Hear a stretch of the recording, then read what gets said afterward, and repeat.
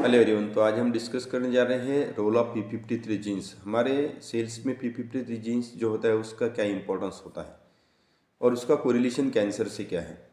तो जब भी म्यूटेजन हमारे सेल्स में एंटर करेंगे, म्यूटेजन मतलब ऐसे एजेंट्स जो हमारे डीएनए को डैमेज करते हैं उसको हम म्यूटेजन बोलते हैं। फॉर एग्जांपल एक्सरेज है, यूवी रेज है, some viruses, some chemical agents जो हमारे डीएनए के साथ इंटरफेयर करके डीएनए को डैमेज करते हैं, हम उसको म्यूटेजन बोलते हैं। तो डीएनए डैमेज जब होता है तब ये इंफॉर्मेशन पहुंच जाती है p53 जीन्स के पास, यानी p53 जीन्स से उसको इंफॉर्मेशन मिल जाती है कि हमारे डीएनए जो है वो डैमेज हो गए। तो p53 जीन्स जो होता है वो तीन जो वेपन्स है वो यूज़ करेगा। पहली बात तो सेल की जो साइकिल है उसको रोक देगा, यानी जो सेल साइकिल है उसको स्टॉप कर देगा। सेकंड, जो डीएनए रिपेयरिंग एंजाइम से सिस्टम है उसको एक्टिवेट कर देगा। तो जो एंजाइम से डीएनए रिपेयर करने वाले वो आएंगे और डीएनए को जो है रिपेयर कर देंगे।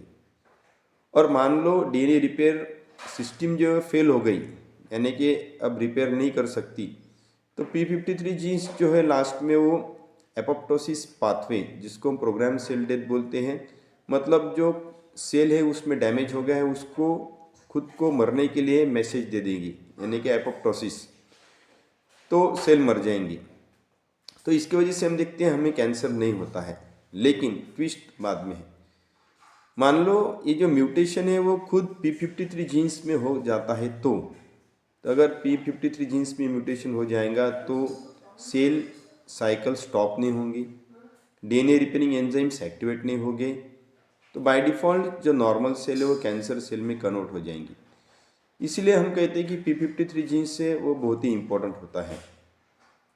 रिसर्च किया तो साइंटिस्ट लोगों ने ऐसे देखा कि 50% से ज़्यादा पेशेंट जो होते हैं कैंसर में उसमें p53 जीन्स जो होता है उसमें म्यूटेशन होता है। इसलिए p53 जीन्स को हम ट्यूमर सप्रेसर जीन्स कहते हैं या फिर गार्डियन ऑफ द जीनोम हम कहते हैं, क्योंकि p53 जीन्स अगर नॉर्मल है तो हमें कैंसर होने की चांसेस बहुत ही कम है। लेकिन p53 जीन्स में ही म्यूटेशन हो जाएगा तो फिर कैंसर होने के चांसेस बढ़ जाते हैं।